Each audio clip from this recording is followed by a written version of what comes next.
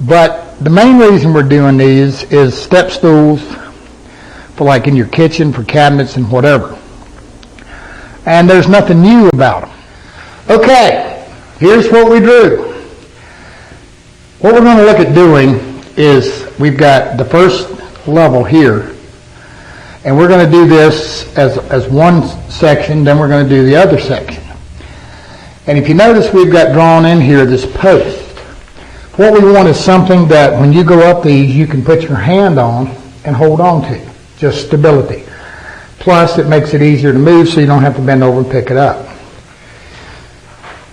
A couple things we want to concern ourselves with. We want to put a support underneath the top on both of them. Now, typically the bed steps, I've normally done them in a 6-inch, 7-inch range, meaning that I was usually 6 or 7 inches wide, 6 or 7 inches tall, and then I double it for the back. So if I did a 7, the back would be 14. But what I've got cut out here right now is, we'll call it the 8 scale. I've got it 16 wide, be 16 tall in the back, and 8 tall in the front. It's just some plywood. We're going to screw it together, and then we're going to get somebody who's kind of short to check it out, and then we're going to figure out where we want the post to be, okay? And how tall we want it. Again, we want something that's just a stable thing, and you know, if you're standing on this trying to reach in a cabinet or something, it's nice to have something to put your hand on. So we're going to take a look at that and get to some step stool, not bed step, step stool. And you know, there's all kind of things you can do with them. I've done them where I've left this cross member that goes under here. I've hinged the lid, made a little compartment in there, all kind of different things. So, you know, the choice is all yours. But we want to make sure we've got something, we want it easy to build, quick to build. We want this just to be a weekend project, but we want it nice. All right, simply put, what I'm going to do is I've got 2 pieces that are cut 16 by 8. And all I'm going to do is I'm going to screw them onto a couple sides, and then we're going to take a look at it, clamp it together, and see what it feels like, you know, in as much as height and width of the steps and whatever.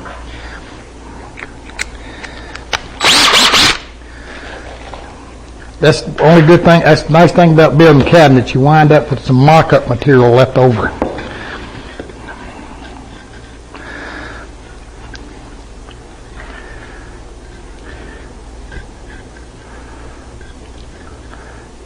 Now, when we build them, we're going to dovetail this. This is going to be dovetailed together.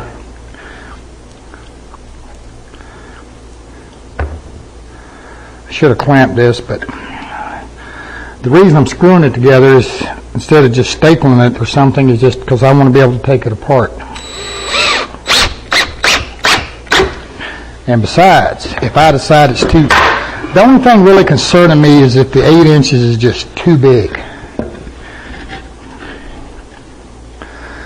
And I think also the thing we're going to do is I'll probably actually cut it down, even if 8 inches works out, because I like to add a molding around it that covers that dovetail.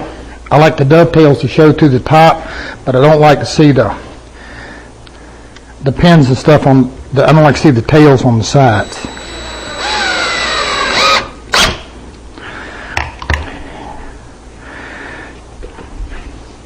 And then it'll beg the question, how many do we have to make?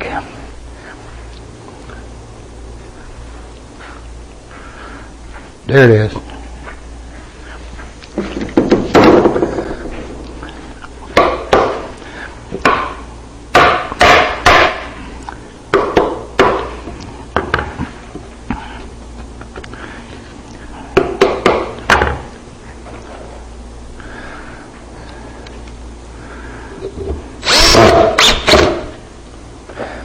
All right, so I'm going to pop this together, and then I'm going to do the 16 one.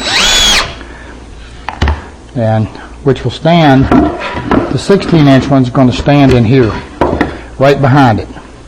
And so that's why I'm saying when we dovetail this thing up, what we're going to do is we're going to make this section, then we make this section, then we glue these two together. Makes it a lot easier. All right. So I'm going to get these screwed together, and we'll go from there. Be right back. It's amazing what 15, 20 minutes and some pocket screws can do. All right. Here's kind of what we got. I did the 8/16 like we talked about, and I had the girls check it out. Now, you know, if you kind of a typical in a house, the typical rise and run, which is your rise plus your run, meaning that's the area from up and back, is about 17.5, kind of a standard. So we're at 16, which means we're 8 and 8. But it worked good. They liked it. Now you notice I've got a piece stuck in here, and these are just stuck in because we're going to want some kind of support under there. Not only for support, but just for decoration. Now we took the reason I've got this, I told you, the reason this is extended past here, so I'm actually at 8.5, but I think this is probably going to wind up about 8 3/8 or so, because this is going to be a sliding dovetail, and then we're going to cut a sliding dovetail into the post and just have it come down on it and glue it in place. But right now, pocket screws. So we did it, and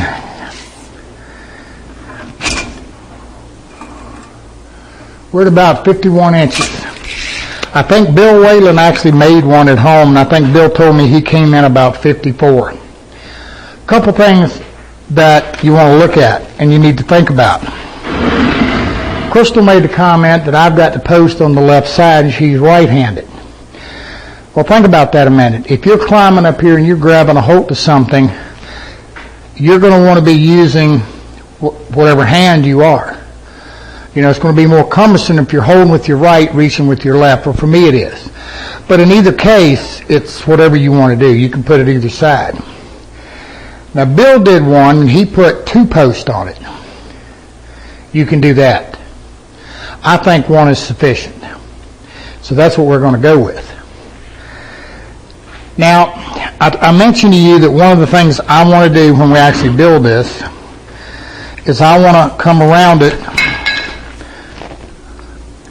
with a piece of molding.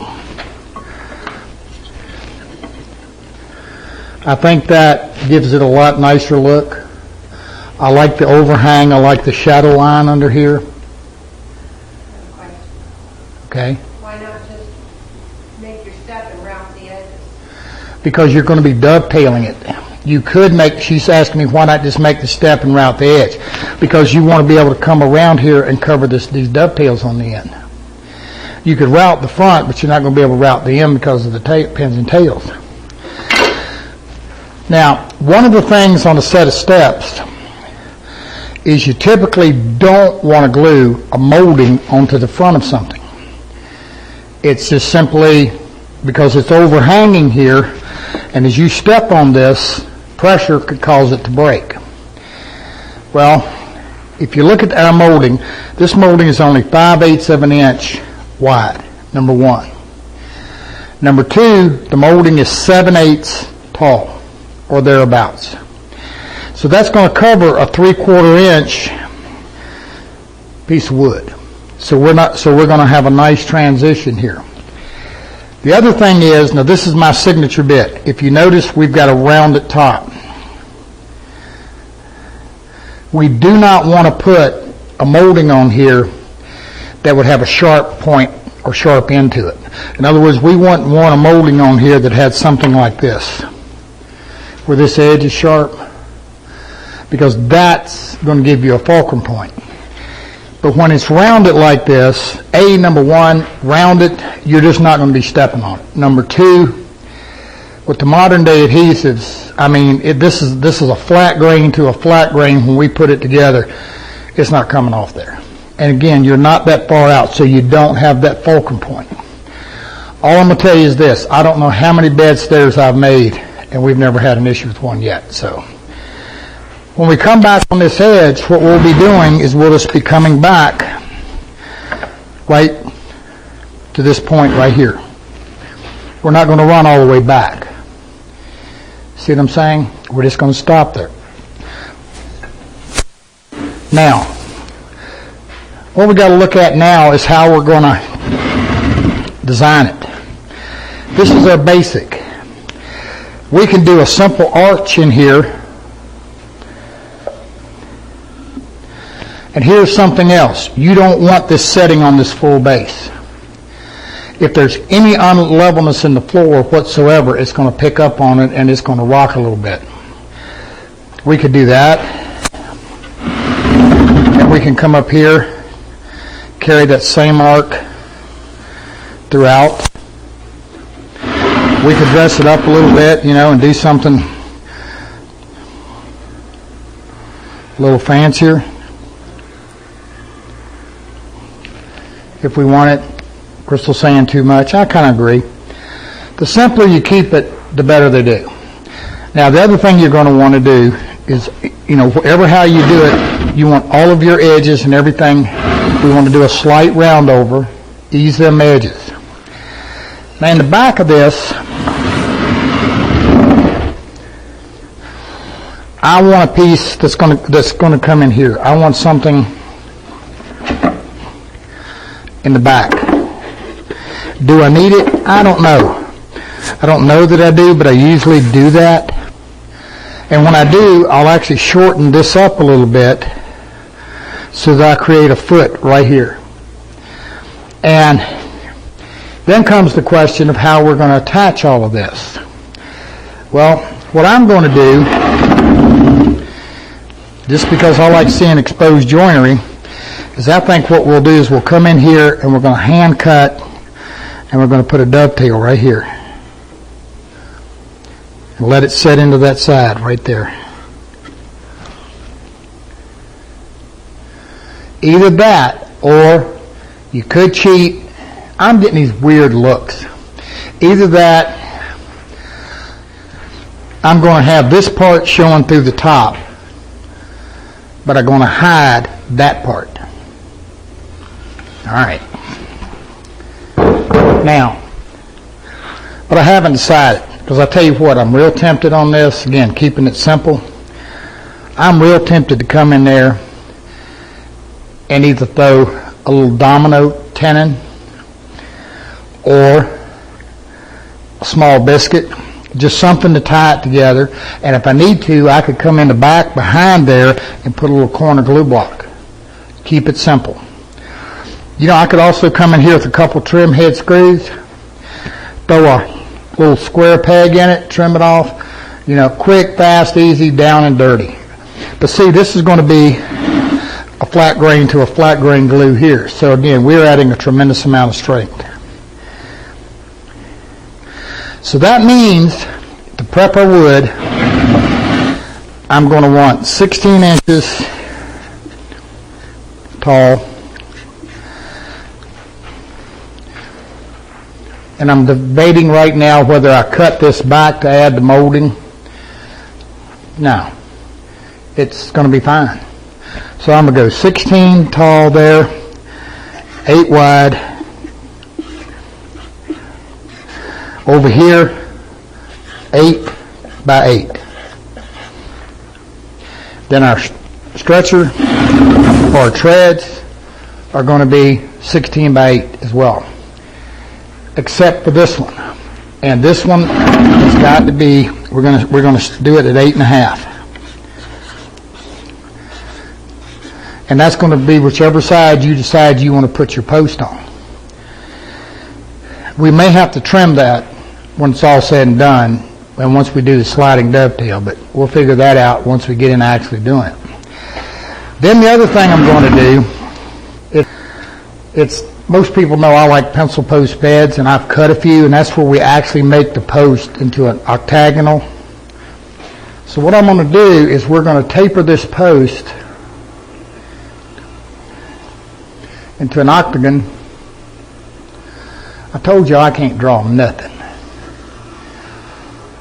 Bill Whalen made me mad back there on my door. I didn't care about the door. He's just, and there it was, and you're like, huh? I can't draw nothing. Then, on the top of it, up here, we're going to turn something like a ball, a mushroom shape, something. We don't want any of those flame finials, and we don't want any of those real sharp point finials. I just don't think that'd be a real good idea right now. Yeah, somebody get impaled on that thing, and there you'd be. All right. I've got some white maple that I can make look like anything I want. I can make it look like walnut, make it look like cherry. And I got some red oak, because I got some 8-quarter net, heavy 8-quarter. I want this post to be as close to 2 inches as you can get it. Okay? And remember something, because we're going to be doing an octagon, as long as you've got the bottom 16 inches of it square, we're good. The rest of it, you know, if you've got some little bit of defect up there, it's going to get cut out. Now, there's one other thing that this post does. It creates a tremendous amount of don't tilt over, whatever you want to call that. Because when you're standing, it's just one of those things you've got to overcome a lot of leverage. You know, if you got standing out here to push it over, you're not going to do it. So that's what I'm going to do. Okay, I got maple and I got red oak. So now comes the question, does the camera girl want one? Yeah, dumb question, okay. So you want maple or red oak? Maple? This ain't tiger maple. Just maple. I like the lighter look of maple. You like the lighter look of maple? Okay, we'll do that. All right, I got enough maple to do it. Matter of fact, I'm going to go back here and see what I can... I think I got some 8-quarter too. So we'll get going on that. I got to make sure I've thought this thing through. I think we're okay. And you know, I'm going to tell you something. If you simply wanted to do this thing, you know, the basis of woodworking, just doing plugs and screws, you know, to where you're screwing this together, putting some plugs in it, sand them off, it would be just fine. You don't want to get carried away with this. We'll get carried away a little bit just because we always do. But then because we're trying to instruct something, the main thing I want out of this is showing you how to, there's a couple different ways of making this top octagonal. The other thing I think I'm going to do is I think I'm going to do one of them where I'm going to do this on a miter. I'm going to miter these two sides. And then I'm going to do the spline, I mean not the spline, but I'm going to use that keyhole jig and do the dovetails across it. Again, it's just looking at other different ways of doing things. And let's just keep it simple.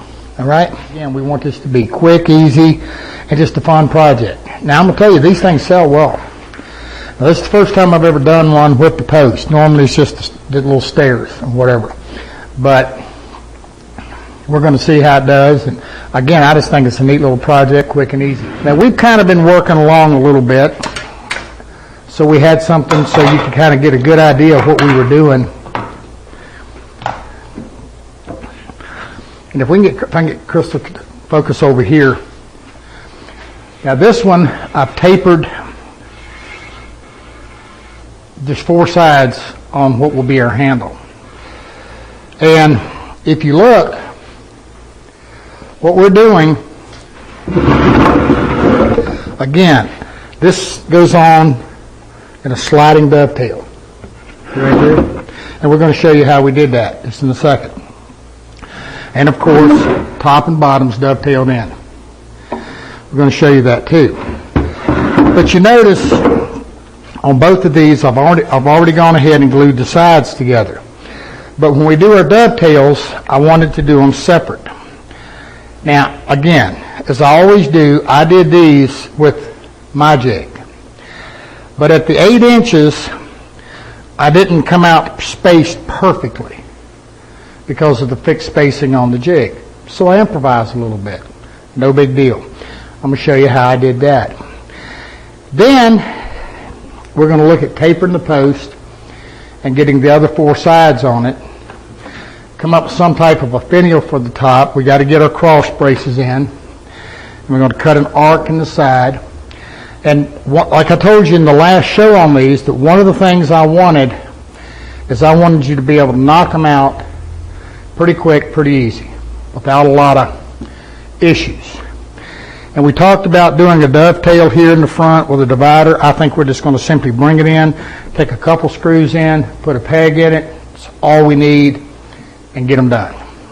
So let me get set up to show you on the dovetails, and we'll get to it. Before we actually cut the dovetails, because in the back we've got that sliding dovetail right here, so we have to get that done so that we have all of our calculations are correct.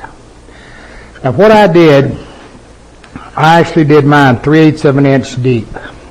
I think we probably talked about a 1/2 inch or so, but 3/8 and actually 5/16 would have been fine, because that leaves a nice big tenon. Now the thing that you've got is, in order to do this, I want to do this before I actually cut everything to size. Here's why.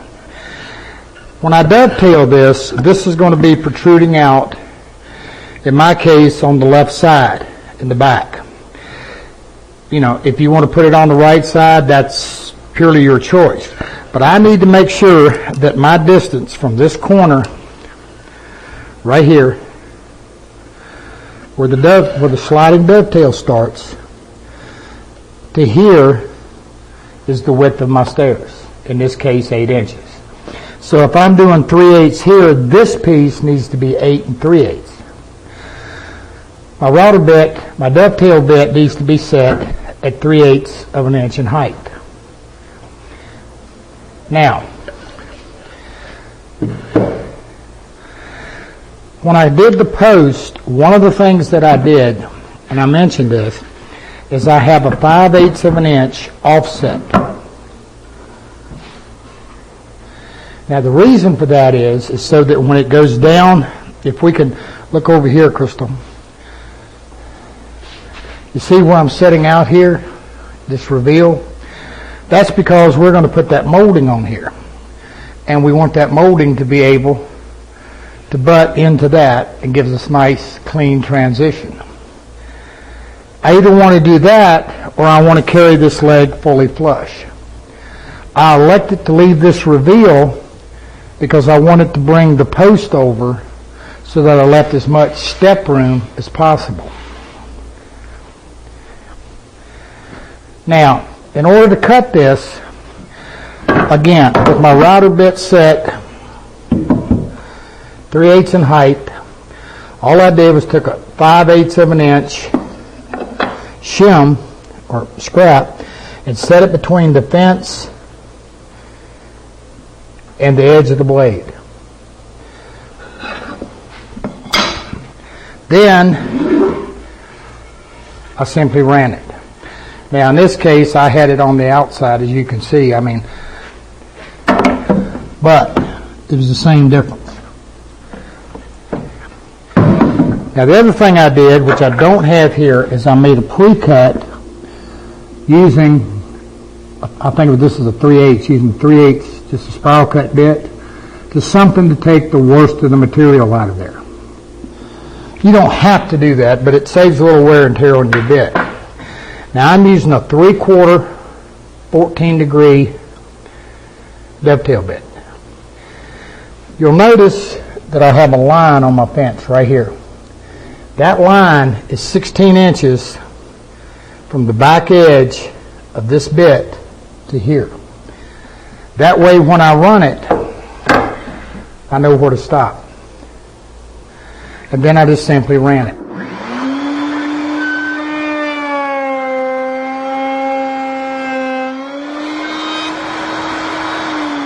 All the way down. And that gave me my dovetail. Then, in order to make the actual pin itself, what I did was I simply came in, and I can't emphasize enough what the back of this shirt says when you're doing this one. Got it? Sneak up on it. You want to leave just a very slight protrusion here because you're not going to be you're going to be taking very little off. And the closer and tighter you are,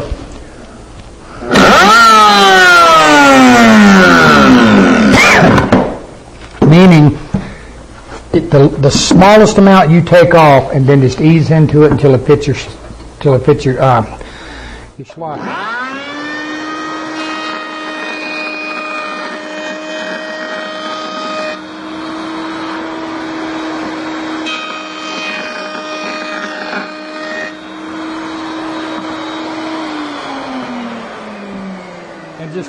And just keep going until, and again, that sneak up on it thing, you're moving this fence a 64th at a time.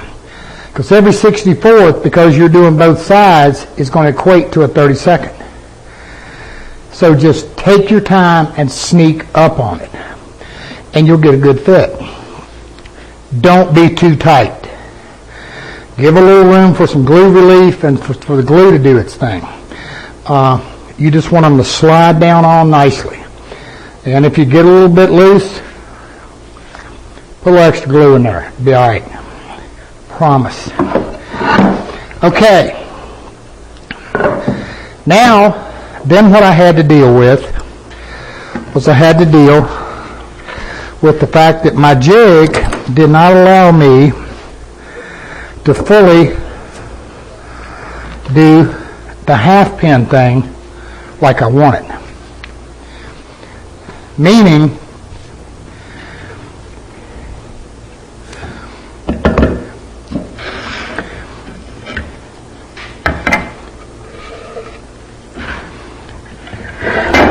when I set them up to cut the tail, I didn't come perfectly in line and get a half pin on each outer edge. So what I did was, you see I've got some tape. I set this up, put a stop block, cut the half pin, flipped it around, cut the half pin again. Then I centered the board in here and I cut the other 3 dovetails. That's what the tape is about. Because when I was sitting in here, I put the tape on here so I didn't get disoriented and accidentally come through here and cut it wrong. Then, in order to cut the pins, which we're going to do, that's a simple matter of treating it just as if you were doing a hand-cut dovetail. No difference.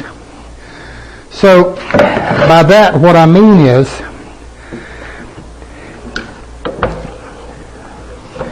I'm going to set this up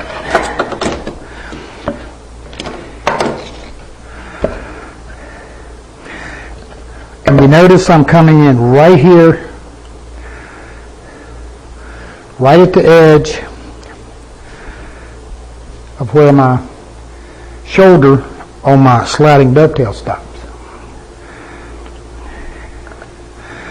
Then I'm going to trace the pins.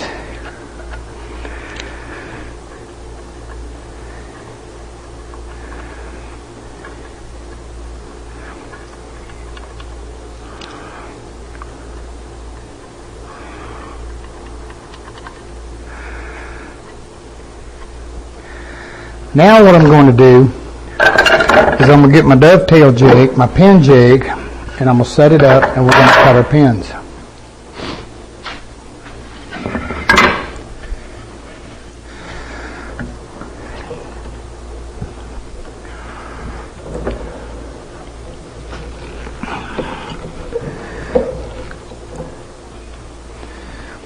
And what I'm going to do is I'm aligning. You can see where I've got them traced out. Now all I have to do is line that with the pin.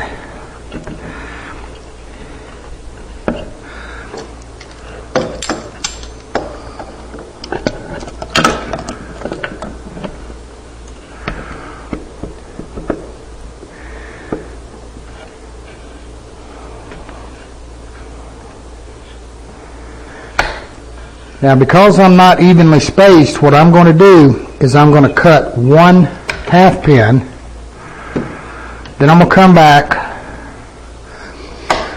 cut the other half pin, then when I center up, because the middle three were cut using the spacing on the jig, I line it up and finish it out.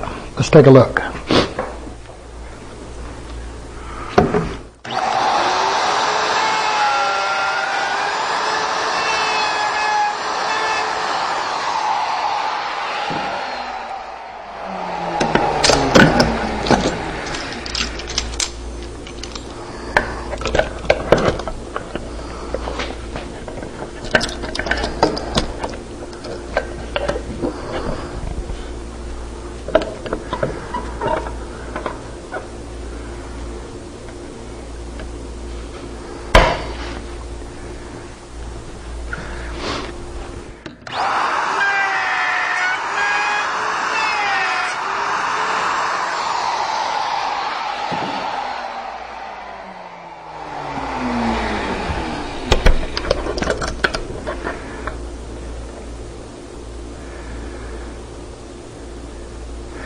Again, it's just like working a hand cut. The only difference is the router's removing the material.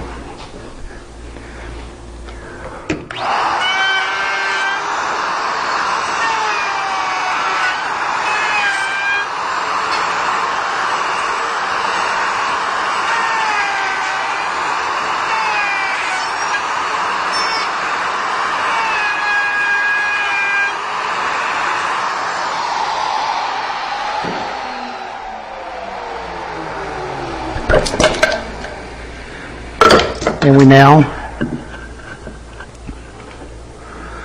think I got a little bit.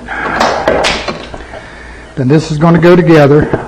I got a little bit of a cleanup right here. Am I right? Yeah, I got it. Close enough. I got a little oops right there from I didn't cut it clean with the router. I have to take a chisel and do it. Or maybe I did. And I'm ready to go together.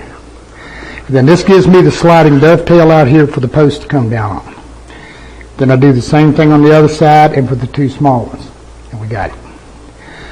Okay, now what we're going to look at is I'll get these ready, get ready to assemble. Then we're just going to then we'll look at the sides, get those glued up, and then we'll come back and look at how we're going to finish up with the post and the cross divider. The glue up on this is actually very simple, as you saw. Like I told you, just simply glue it together. If you want to throw a biscuit or something in here to reinforce that joint, that's fine. Then all we did, I went about 1.25 inches from the front, back, and from the back edge now of the sliding dovetail to here. Then I just simply took a metal ruler, drew me an arc, bandsawed them out, sanded them on a spindle sander to the line.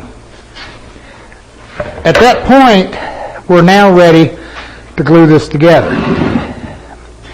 Now, one of the things you're going to want to do, and we do this all the time, is make you some cawls. And what the cawl does is the cawl basically allows you to clamp and get some pressure across the dovetail.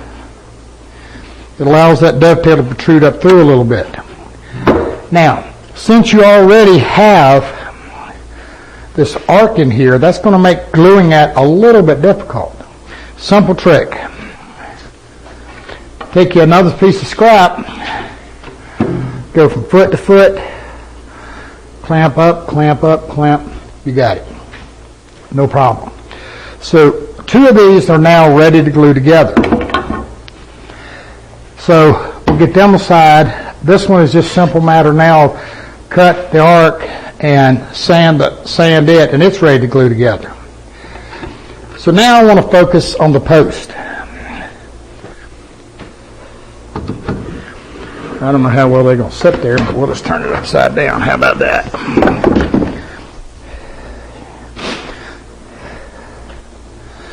And my buddy Lynn Peacock's sitting back over here. He's been helping me a little bit get through these things. We had to make all the calls and everything like that. So he's sitting over there hiding. So now we're going to do post. Now the first thing you're going to want to do, now my post came in at 1 7/8. But again, if you got 1 3/4, even if you got 1.5 inches, it'd probably be okay. They're cut off at 52 inches. And then I took and cut just a part off the end, made sure it was square both sides. Marked the center of it and drilled a 1/2 inch hole. Then I just brad nailed some little 3/4 inch plywood on it. Now what this does, this allows me, I want to drill a 1/2 inch hole in it, so whatever finial we decide to put on there, we've got a way of attaching it.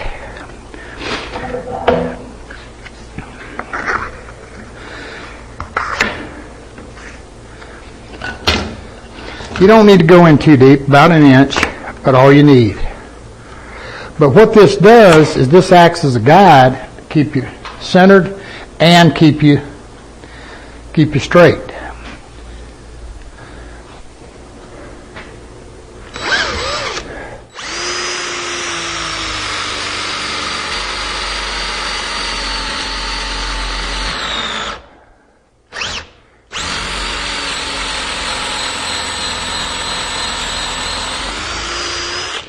That old hard maple's tough. I think that drill bit might be a little bit dull too. It ain't probably drilled about 1,000 holes. Anyway, now those of you who have watched some of the stuff we've done on making a period bed or making a pencil post bed in particular, you know we've made all these jigs and whatever that we can index off of this hole to do our tapers. And we could do that. That's an awful lot of jig making just, for a couple little posts. So here's what we're going to do. We're just going to cheat. So 1 7/8, I'm going to come in 5/16.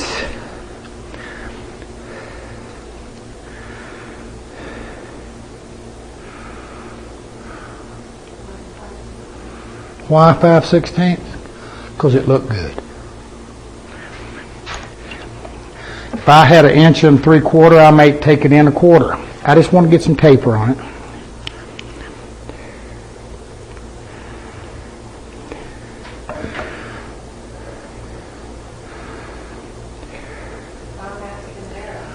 Huh? I'm asking and they're going to be asking. If you're asking, then they're going to be asking? Okay. Good question. You got any questions, Lem? Yes, sir. No, sir. See? He wasn't going to ask that question.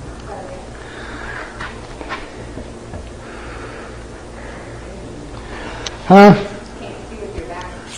Well, just hold on a minute. I'll get there.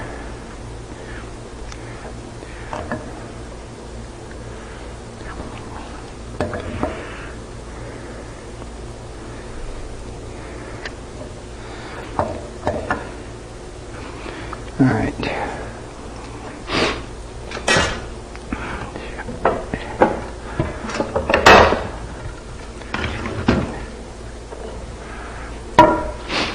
All right. All I did was come in 5/16, then transferred it right here. I just drew the square on the top, but all I'm doing is coming in 5/16 on each side. Then I'm going to lay it up, and I'm going to measure up 18 inches. Okay, why 18 inches? It looked good. You don't want to bring, when we get to doing this whole transition, we don't want to come all the way down. See, we don't want to hit the top. We want a little something or another there. But definitely, the pencil post bed was the inspiration for this particular post. You could turn one anything you want. And you know, I realized we did this with a sliding dovetail. But you know, you could probably just do a straight tenon on that. If you use, some good long screws and glued it to that back edge and put some good long screws in it and the plug, you'd probably be just fine.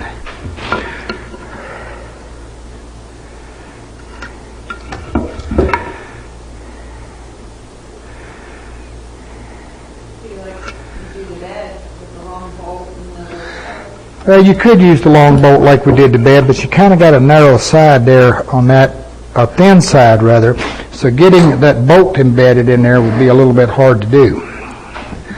All right, so I'm 18 inches,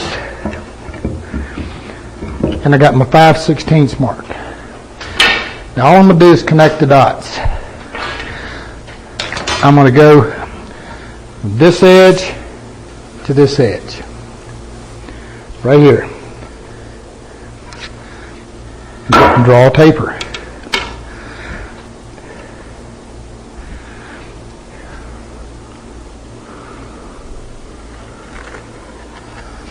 Good enough.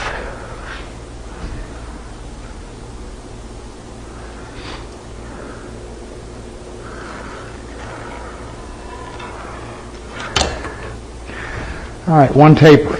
Now, what I'm going to do is I'm simply going to go to the bandsaw and I'm going to bandsaw it. I'm going to leave the line. Okay, and it's kind of light for you to see because it's pencil. I'm going to bandsaw it, leave the line. We'll be right back. All right, with your joiner set at a very low setting, meaning you're taking very little off, what we're going to do is we're going to go across the joiner just like when you were a kid, you did a wheelie on a bicycle.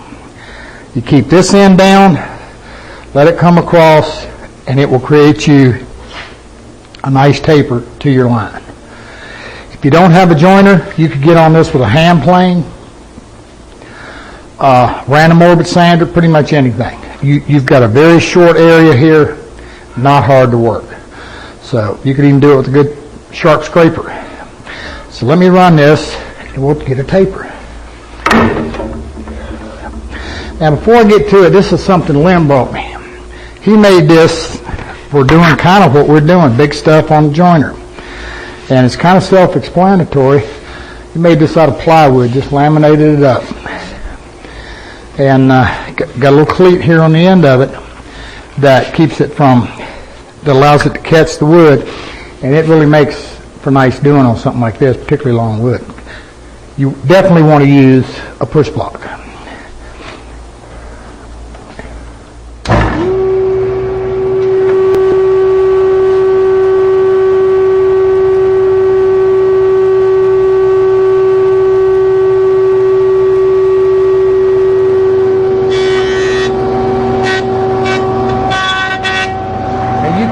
I'm skim hitting just because I'm set so low.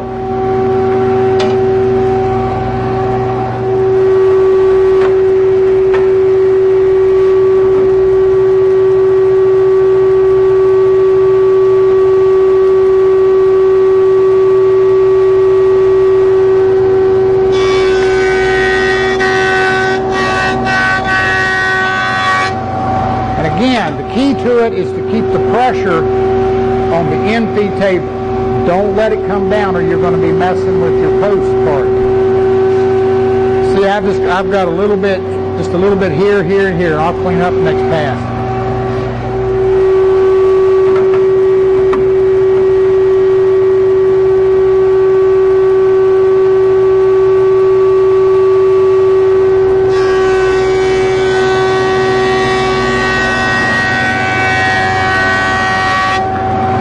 That's the sound you want. That's the sound that you know you now have a nice clean taper. You're good. We'll do the other side, then we go back and repeat the process to take the other two edges. Be right back. Okay, the next thing we want to do on these posts is we want to create an octagon. The 8-sided top. Again, just like the pencil post. Now there is one slight difference. In the pencil post, because we're using a larger post, one of the things I really like is for it to taper on the bottom more than on the top, meaning that as you come up this edge, it's wider here and then tapers up into a narrower, to kind of follow the contour of the bedpost. This post is so small, and to make a jig and do all that's kind of difficult to do. So it's a simple matter of we can just take a sanding block, a hand plane, random orbit, anything, and just kind of blend that bottom just a little bit wider, and we'll be fine. What I've got is a 45-degree bit, and I've got an auxiliary fence that's set even with the bearing on it. Now the way you can control the depth of cut on this is elevation. So what we're going to do is just, again, sneak up on it. This is maple. It can be prone to chip out, so we want to go easy. You're also going to notice I've got a piece of tape wrapped around the bottom of it. Now that serves two purposes. One, that tells me my stop point. And the second thing it does is as I get down here, if I try to get a little chip out, it's going to help prevent it. And all I'm going to do again is just ease into it and keep going until I get the octagon up here, and I'll be close enough.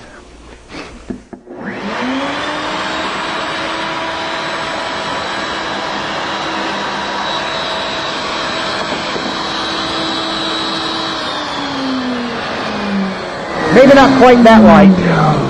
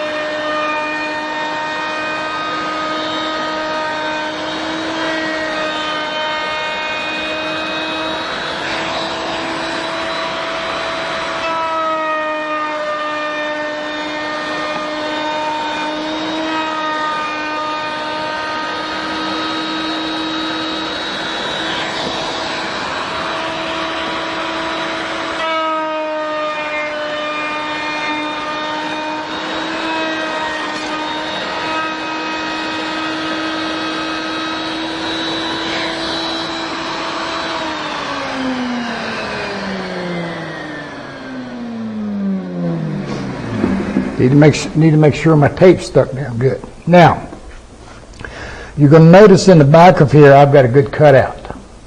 And what I'm doing is I'm looking down through here and I can see my stop point.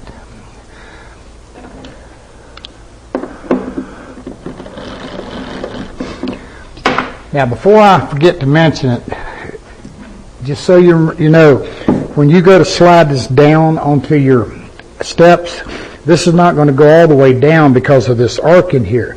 You're going to have to chisel a little bit off the top of the pin, of the actual sliding dovetail, to get it to go all the way down. But that's no issue.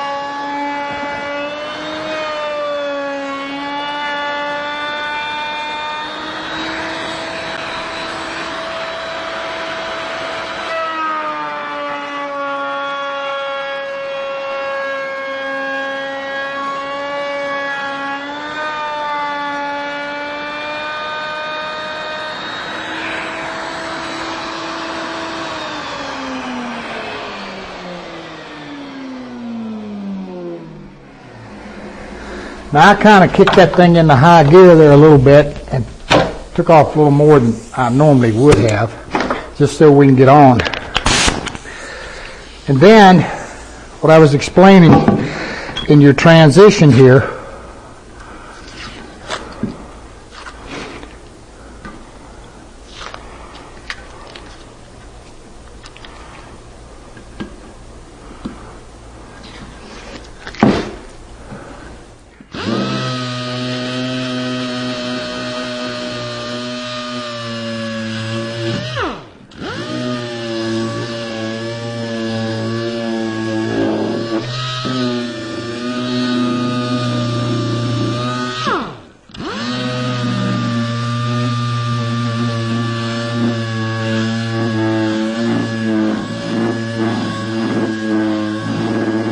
all you want to do is widen this out and just kind of let it blend up a little bit. It doesn't have to be perfect.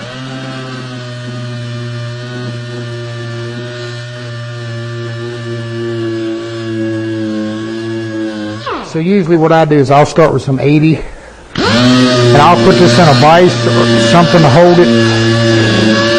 Makes it a whole lot easier. And then again, you're going to come out with your octagon. And there you go. I got a little chip out right here on the top. Can you see that right there a little bit? So you know what my fix for that's going to be? I'm going to have a post about that much shorter. Whack it off. All right. I'm going to finish up the other one. Then what I'm going to do, we're going to get the steps glued up. Once we get the steps glued up, then we're going to be ready to come back, look at making some molding and getting the post glued on. Now, before we glue the post on, we want to clean up the post, clean up the steps, get everything ready, particularly around where the post is going to go, because that's going to be hard to access. That's that finish thing that you got to start thinking about from day one. So that's what you want to do. So we'll get them glued up, post sanded up, and when we come back, we'll be ready to wrap them up. All right, I think we got it. I think. Let's take a look at it. Now again, all I did right here to put this support in, as you can well see, I just cut a piece, glue it in. I cut the arc in it, again just using a ruler. The one thing you'll notice, I kind of rounded it a little bit here. And the other thing is, I didn't want to come to this point. And the reason for that is that when we go to put the screw in it, here on the side, you know, we want to make sure if we bring it in right here, then we got to be careful that we don't have something the screw's going to come through. Now, speaking of the screws, what I used was a 1 5/8 or 1 1/2. It's a number 7 trim head. It's a square drive, and it uses a number 1 bit.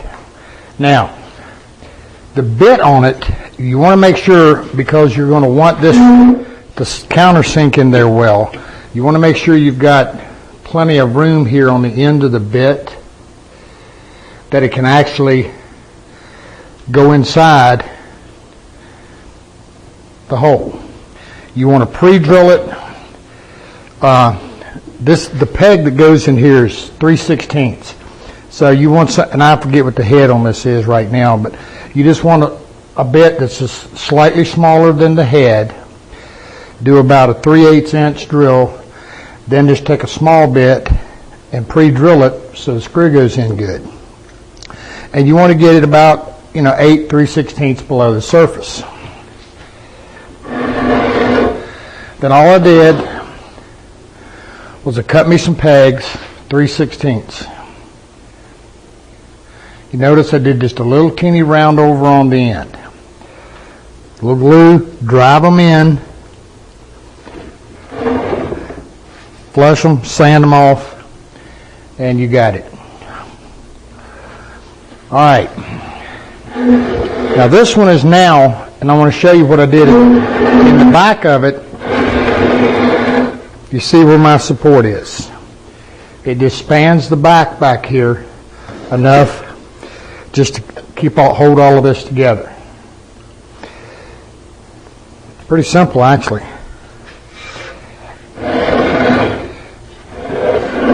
And then, of course, our posts. Now this one's ready to sand and clean up. I got to peg these and clean everything up, and then I'll be ready to put the molding on. Now this is what I was explaining to you about the molding. The reason I had this post offset is so when this molding goes on, it gives a finished look here. That's what I was after. Now on this one, the molding will simply butt. It'll just come to an end. Could you come all the way back if you want it? Now when I put the molding on this, because this is a long grain or flat grain, I can glue the entire front. I'll glue back about inch and a quarter on the corner.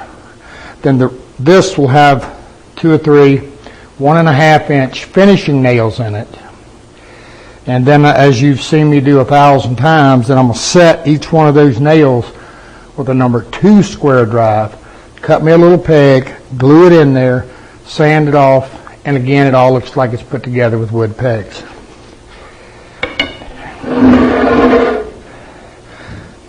Just to give you a little, I think you'll get the idea here very quickly. What happens, see that molding just, it just gives it a really nice finished look when it's all said and done. Can we see that okay? Let me get down here on the bottom and see what we got. Huh? I need to do my double face tape. All right. All right, double face taped on there just so you get an idea of what the molding does for it. It just kind of gives it that finished look. Now, Crystal just told me she wants one without the post on it. Why didn't you tell me that before I made 3 posts? All right, whatever. I mean, you can do that too. Now,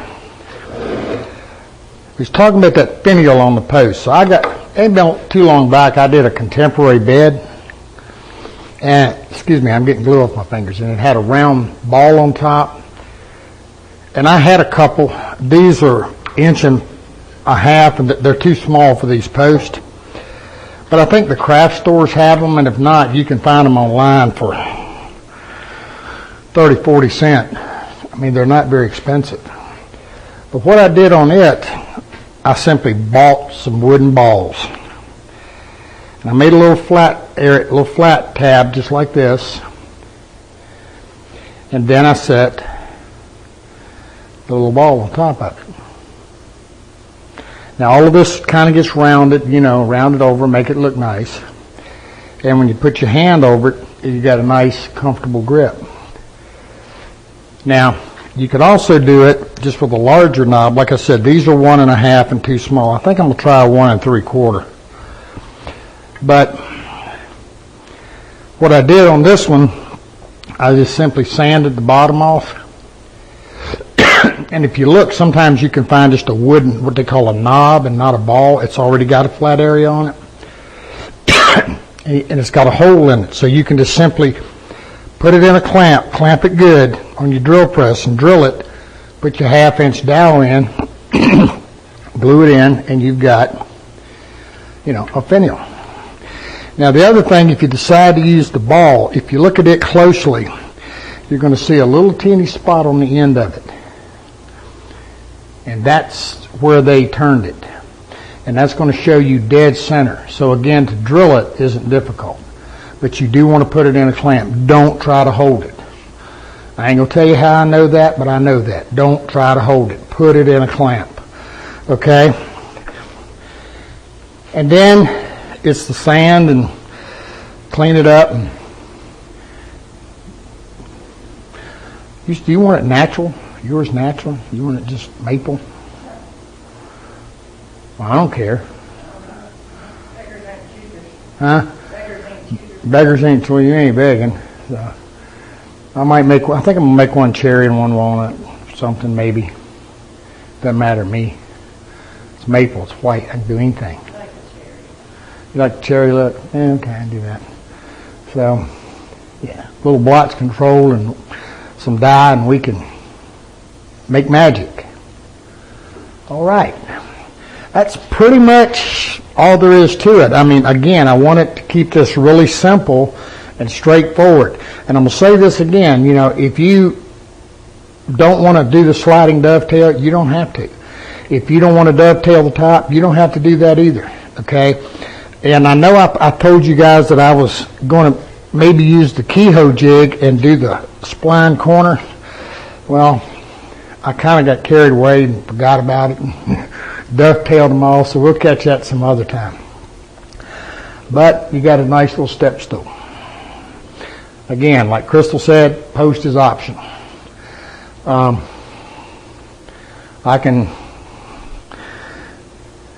how did I get 3? Like gremlins. Multiply at night. Yeah, I think them gremlins coming here. Oh, I had 3 posts. And if I'd have known then that you didn't want to post, probably a good thing because I'd have wound up with 4. Just didn't want to waste that post, you know what I mean? All right, guys, step stool. Not difficult unless you make it. So, weekend project, make yourself one. I'll catch you later.